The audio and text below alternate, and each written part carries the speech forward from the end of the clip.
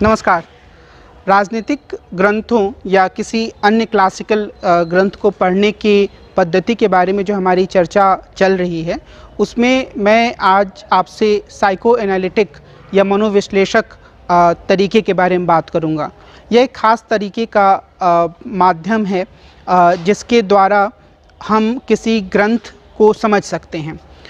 जो psycho analytic approach है, उसके जो भी समर्थक हैं या उसका जो भी सहारा लेने वाले लोग हैं, वो सिगमंड फ्रायड से काफ़ी प्रभावित हैं, जो यह मानते हैं कि हमारी बहुत तरह की जो गतिविधियां होती हैं या लेखन होता है, वह सचेत रूप में हम नहीं करते हैं, बल्कि कई बार अवचेतन में, यानी कि हमारी सोच में जो चीज़ें चल रही होती हैं, कुछ घटनाएं होती हैं जिनका प्रभाव हमारे मस्तिष्क पर होता है, वो हमारे लेखन को प्रभावित करती हैं या वो हमारी गतिविधियों को प्रभावित करती हैं। तो जब हम साइको एनालिटिक अप्रोच का इस्तेमाल करते हुए किसी राजनीतिक ग्रंथ की व्याख्या करते हैं या उसका अध्ययन करते हैं, तो हमारी कोशिश यह होती है कि हम अलग अलग तरह के जो राजनीतिक विचारक हैं या जो राजनीतिक ग्रंथों के लेखक हैं, उनके जीवन को नज़दीक से देखें। और इसमें यह माना जाता है कि कई बार इन लेखकों के जीवन की कुछ ऐसी घटनाएं होती हैं जो उन पर काफ़ी गहरा प्रभाव डालती हैं, और उस गहरे प्रभाव के कारण वो एक ख़ास तरह की सोच को अभिव्यक्त कर रहे होते हैं। तो इसमें यह कहा जाता है कि अगर हम इन घटनाओं को सही तरीके से समझ लें, तो हमें उनकी साइकोलॉजी की समझ हो जाएगी और हम फिर इस बात की ज़्यादा अच्छे तरीके से व्याख्या कर पाएंगे कि अगर कोई लेखक एक ख़ास तरीके के विचारों को बढ़ावा दे रहा है, एक ख़ास तरीके की विचारधारा पर जोर दे रहा है, तो उसके पीछे कौन से कारण हैं, और वो जो एक समझ होगी वो हमारे सामने उन विचारों को ज़्यादा स्पष्टता से रख पाएगी। तो इस लिहाज से जो साइको एनालिटिक अप्रोच है, उसमें जो लेखक हैं उनके जीवन की विभिन्न महत्वपूर्ण घटनाओं पर ध्यान देने की बात की जाती है, और इस लिहाज से बहुत सारे महत्वपूर्ण लेखन भी हुए हैं। मिसाल के तौर पर हिंदुस्तान के संदर्भ में सुधीर कक्कड़ ने महात्मा गांधी के जीवन पर या जीवन को आधार बनाकर कुछ लेखन किया है। उसी तरीके से कई अन्य विद्वान हैं,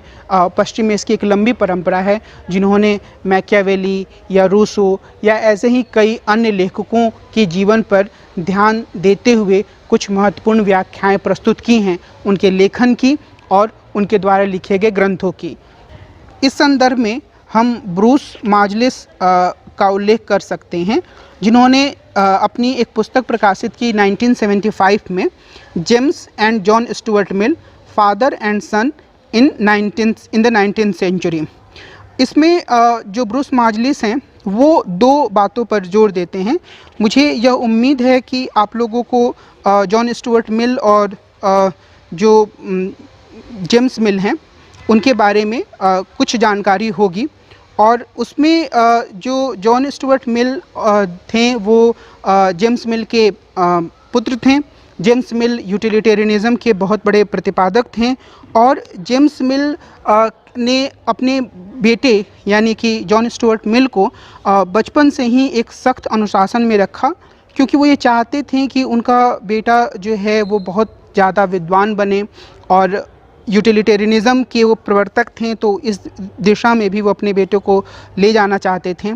और इसी कारण अगर आप जॉन स्टुअर्ट मिल की जीवनी को पढ़ें तो आप ये पाएंगे कि बहुत जल्दी, बहुत कम उम्र में जॉन स्टुअर्ट मिल बहुत विद्वान हो गए थे। उन्होंने बहुत तरह के ग्रंथों का अध्ययन कर लिया था, लेकिन एक तरीके से उनका एक ब्रेकडाउन जैसा भी हुआ, जहाँ पर वो बीमार हुए, और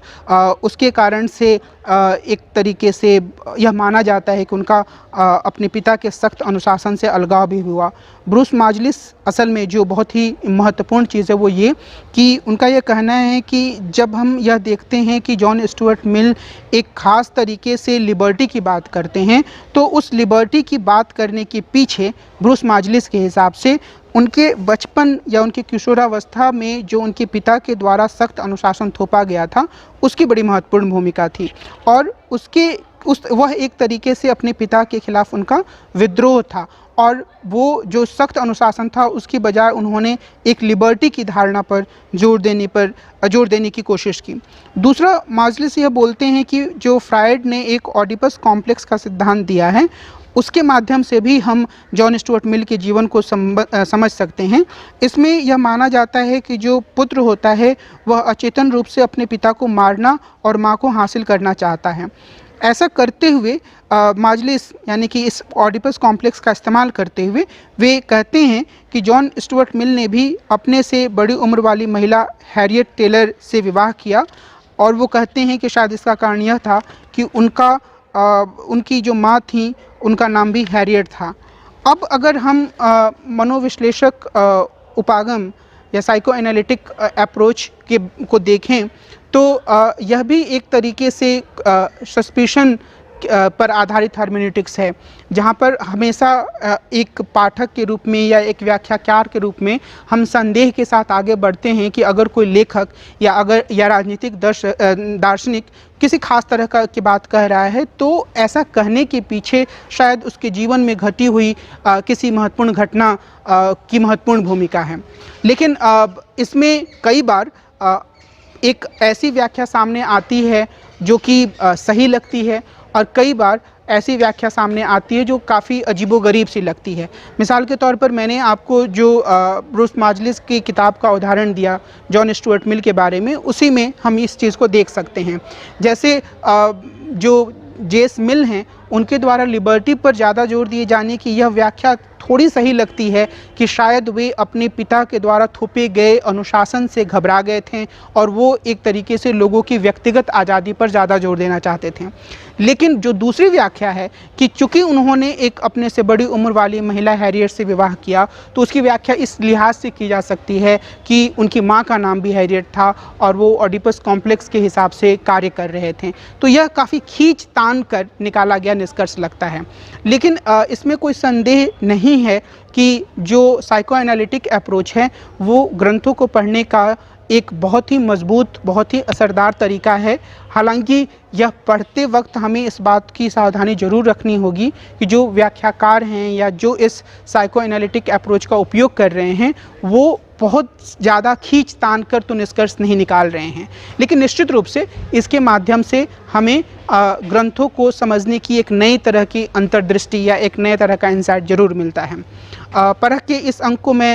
यहीं रोकता हूँ। अगले भाग में हम मिलेंगे और राजनीतिक ग्रंथों को पढ़ने की एक अन्य पद्धति के बारे में बात करेंगे। नमस्कार।